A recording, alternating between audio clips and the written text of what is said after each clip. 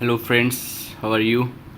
Today I want to discuss with you the pump operation in series, how they operate actually. Let's say we have a tank here. From this tank we are taking suction to this pump. Now this is delivering flow to some other tank. Let's say it is delivering here. Okay, so this pump, let's say it is delivering some 10 meter cube per hour flow rate at head 10 meter or 100 meter. Now let's say somehow our requirement increases, means the head requirement increases, means this we lifted this tank or we diverted this flow. Let's say we close this flow from here and we have other tank which have some higher elevation than the existing one, so our discharge pressure requirement increases. Let's say initially head was 100 meter.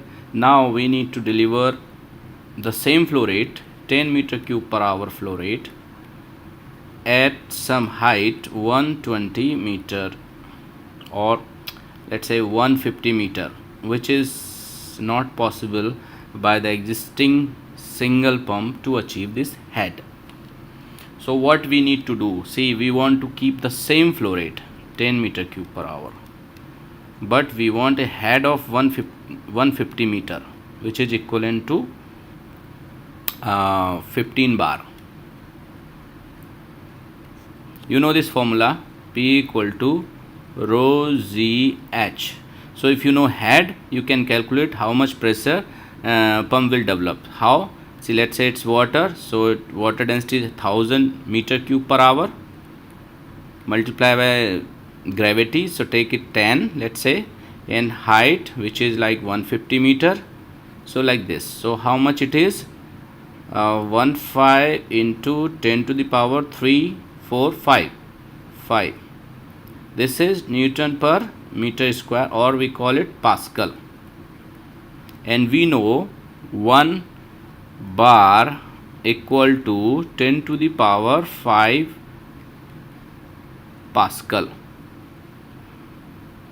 Okay, so this is simply, if we divide it by 10 to the power 5, so this will come around 15 bar, or we can say 1 meter water head or column equal to 0.1 bar. So it's 150 meters, so 150 into 0.1 equal to 15 bar. So without calculation also you can tell that how much would be the pump discharge pressure if the pump is delivering this much head, 100 meter, 200 meter, anything, just multiply by 0.1. Why we are multiplying 0.1? Because we considering water density 1000. If the water density is if the fluid, some other fluid is there and the density is like 900, 800 or anything, so what you need to multiply this divided by 1000, and what is it? So it's now 0.9. so in that fluid case divided 0.9 based on the density, just divide the density and use that factor for 1 meter. Now if the fluid density is like 900 meter cube kg per meter cube, so the 1 meter of this fluid column head pressure will be equal to 0.9 bar,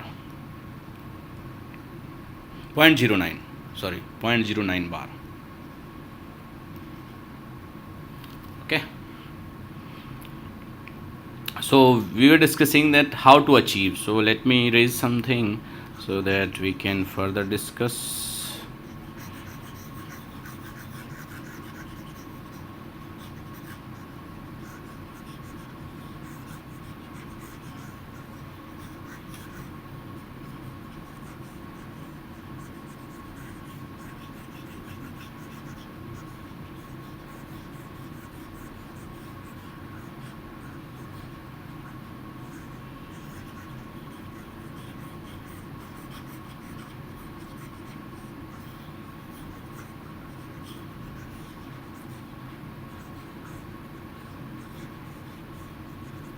Okay, so now we want to keep in this case the same flow rate 10 meter cube per hour, but we want to increase our head from 100 meter to 150, means discharge pressure from 10 bar to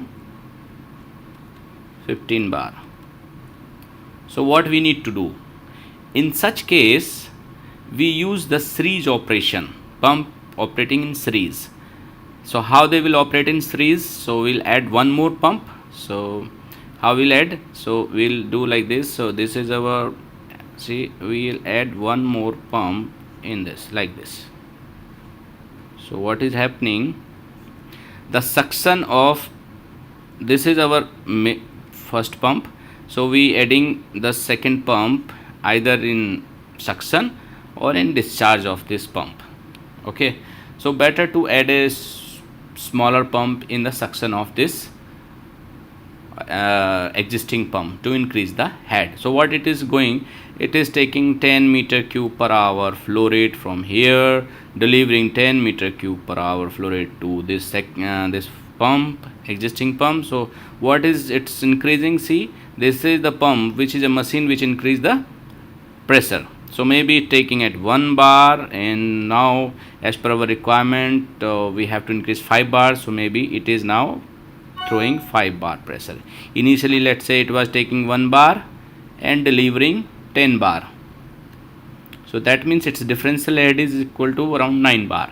So similarly we have to increase to 15 bar. So we'll take 1 bar and it should be delivering 6 bar at the discharge. So that differential head is 5. So now we will get it here 15 bar, because 10 bar is differential head of this, 9 bar is differential head of this, and 6 bar we are getting here. So 9 plus 6 equal to 15 bar, but the flow which is same 10 10 10, so it will be 10 meter cube per hour. So in this way we can achieve 10 meter cube per hour flow rate and 15 bar pressure. So we can solve the client issues to resolve the, and we can, so for that as a process engineer you need to do the study and the design calculation, means NPSH, differential head, delivering pressure, everything. To buy a new pump which is in suction, you have to issue the process data sheet, for design data sheet for the new pump. For that you need to do the hydraulic calculation to check whether it will achieve the same head which is required head or not, and what should be the specification for buying a new pump actually. So this is what a process design engineer do. Rest of the things like for material, nut, bolts and support and installation, shaft and motor, the electrical department take care for motor, shaft and the pump and pump casing, impeller, material specification, testing, this mechanical department will take care. But the process design engineer is the first who do the all design calculation for any equipment in any design industry. He is the first one to issue a design data sheet, then only the other department start working on that. So process design engineer, he is a creator of any equipment in process design industry. So he is the first one who do any kind of first design calculation for any process equipment. Okay, so now let me explain you on the curve how it is working on curve. Like in previous video, if you have seen, I have uploaded for a case study for parallel pump operation. So there I have explained how the parallel pump operation is going to happen. It was very interesting study which I uploaded before. So let's say here, this is, let's say my one pump, which is this one, its curve is like this. This is head versus Q curve. Now here I installed one more small pump as per my requirement. As I told you before, it's like this.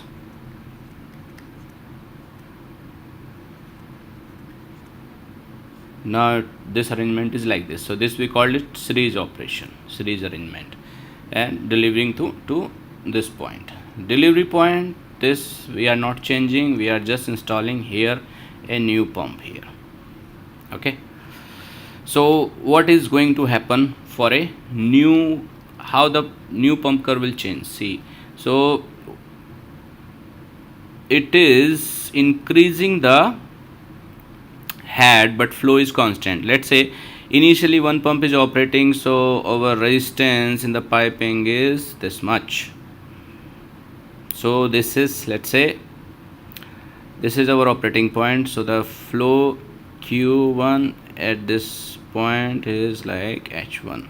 Okay, now we added one more pump. So what is going to happen? Actually this point, this starting point shows you the suction head. So we considering 0. When we are starting from this point, we considering that the suction head available is 0. Okay, and this curve is a resistance curve which shows the total resistance in suction and discharge piping while the pump is running. Okay, so what is happening when we have add two pump? So only thing is happening, the flow is same, will keep same, the two pump will run, so the head is increasing, so head is increasing up like this. So now our new pump, while running two pump in series, so new pump curve will be like this, same but just double the head, means whatever is the head we have added, so each point we need the head will increase that much. Means let's say we increases 6, here it was initially let's say 100 meter, so now it will be at 150 meter. Okay, this point, so according to every point, so it we add 6, means this 6 bar or like 50 meter head, so we can draw the second this parallel series operation curve. Okay, so like this, taking 4 point corresponding flow rate, so keep flow rate same, just add, let's say on first curve you take some flow rate Q1, Q2, Q3, Q4, Q5 from here to here, from start of curve to end of curve, and then note down the corresponding flow head H1, H2, H3, H4. Then what you need to do for drawing this second series operation curve, you just add whatever is the head you have increased. Let's say here we are increasing 50 meter because 100 meter to 150 meter, so you add 50 meter, 50 meter, 50 meter, 50 meter. Now you get some value x1, let's say x2, by adding this 2, by adding this to x3, x4. Now what you can do, you can plot this value, first pump curve you already have, you can plot this value based on this flow rate Q1, Q2, Q3, Q4, Q5, and the value x1, x2, x3 like this. So corresponding value like this, like this, like this, like this, it will be like this, and you draw here the curve, so it will be like this. So this will be series operation curve. So then let's say our resistance is same, so what will be now, but resistance will not be absolutely same because we are installing one more pump, so little bit resistance will increase. So let's say our little bit resistance is increased to this much. So now corresponding to the same flow rate, because we want to keep same flow rate, so our head will be like this point, now operating point, this would be the operating point, and head will be like this. So while two pump is running, now our pump will deliver head this one. So this way we check that whatever is the our specified new pump, how much when both the pump will be running, how much head and flow rate it will develop. So sometime we think that okay, if we buy a pump of 50 means we want to increase from 100 meter to 150 meter cube, 100 meter to 150 meter head. Okay, so we simply thinking that if we buy a pump to operate in series of the existing pump just of 50 meter head, then it will deliver our 150 meter head with the adding with the 100 meter head pump. But it's not the case, because this resistance in the piping loop system, which is suction and discharge piping, little bit increase, and this resistance curve move further left to the point, and it is not absolutely delivering the head, which is like 150. So at that time, while specifying the pump parameter, process parameter and design parameter, we need to keep the margin for the increased resistance. So that's why a process design engineer has to do the hydraulic calculation again for a new system while installing a new pump in the pump. And now what is the hydraulic study? Actually, hydraulic study means the pressure drop in the discharge piping and pressure drop in the suction piping. Now there is a pressure drop in two way. One is because of the frictional resistance, which we use the Darcy formula to calculate the pressure drop in the suction and discharge piping, and the second one is elevation and elevation gain and or loss, the head loss because of elevation gain and loss, right? So second is this, and the third one is the velocity head. Velocity head, see, to run fluid in the pipe we need some velocity to run, so that head need to be developed by the pump. So that head also increase and decrease due to the resistance and the piping sizing. So for that we do the hydraulic calculation to know absolutely the pressure here and the pressure here, so that let's say this is P2 and this is P1, we want to know P1 and P2, so that for a pump to buy, we could define a differential head, we call it P2 minus P1. So that for that we need to do the hydraulic calculation. Sometimes we have control valve also here, so for that control valve we need to get the value of pressure drop across the flow control valve at the different operating pressure. So based on that we get the value of P1, P2. So that kind of hydraulic study we need to perform. If you want to learn more about the detail and absolute about the pump design, just read my book. My book title, I will tell you what is my book title and where you can get that book, because this book is the fundamentally super book. Whatever I am explaining here, it is explained in my book very fundamentally, topic by topic, absolutely everything you will get what you need to learn in a pump design. And that book is a wonderful book, but on only 100 pages. In 100 pages I have described you each and everything what you need to learn in a pump design. But I have kept my book less costly for me, because the student or the newcomer cannot buy expensive thing, but still people prefer the European or some US author book because they make you more confused. My book is in very simple language. If you just go through on Amazon, is book is available. The book title, if you search on the Google, just search on the Google, you will get the book title like fluid mechanics concept and centrifugal pump design.